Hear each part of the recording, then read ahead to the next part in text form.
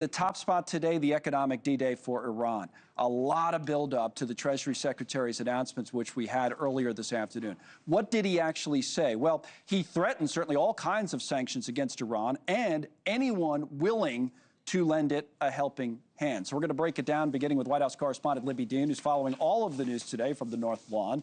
Busy as usual. What's the latest, Libby?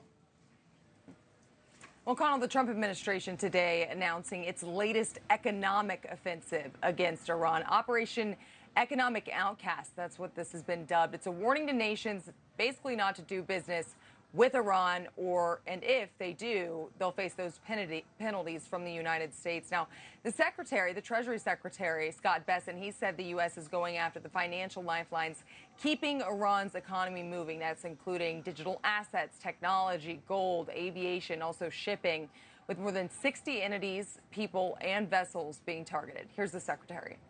We are going to hold everyone accountable, and this is economic asphyxiation of this regime. And Jennifer, as I said, no one should test our resolve.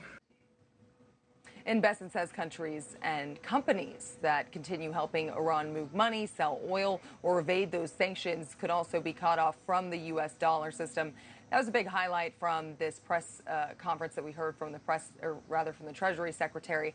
Now, the president has been calling world leaders himself, according to Bessent, pressuring them to cut off ties to Iran. And President Trump also wrote on social media this morning that, quote, "We're winning against everyone, including Iran, whose country is in economic and military death spiral." Now, as for China, because they're a piece of the puzzle here, they're the biggest buyer of Iranian oil. Basically, what we heard from the Treasury Secretary is that they could be one of the biggest tests here for how this moves forward, the strategy when it comes to these sanctions, because Bessent suggested today that Chinese entities, those aren't off the table. Of course, the president even just now in the Rose Garden mentioning the fact that Xi is going to be here in Washington in about 2 weeks. But what we're hearing from the Treasury Secretary also here in the administration is the goal with Economic D-Day and this new operation is to sever every economic lifeline that the Iranians have at this point. Connell? Yeah, China, definitely the balancing act part of that, to your point, which we'll talk about in a moment. But first, what's going on with Canada? Do we know? It seems this is really escalating today, this trade war between the United States and Canada, because President Trump, Connell, threatened to double tariffs on Canadian cars, trucks, auto parts.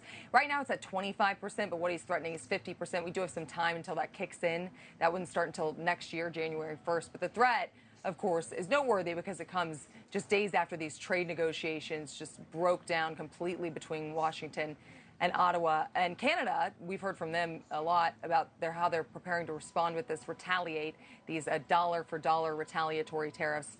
And that came from Canadian Prime Minister Mark Carney. So it seems like this trade war continuing, and there's no new talk scheduled, according to the U.S. Trade Representative, Connell. All right, fun times. Libby Dean's live. Thank you for watching. Subscribe below and download our NewsNation app right now on your phone, and you will get fact-based, unbiased news for all Americans.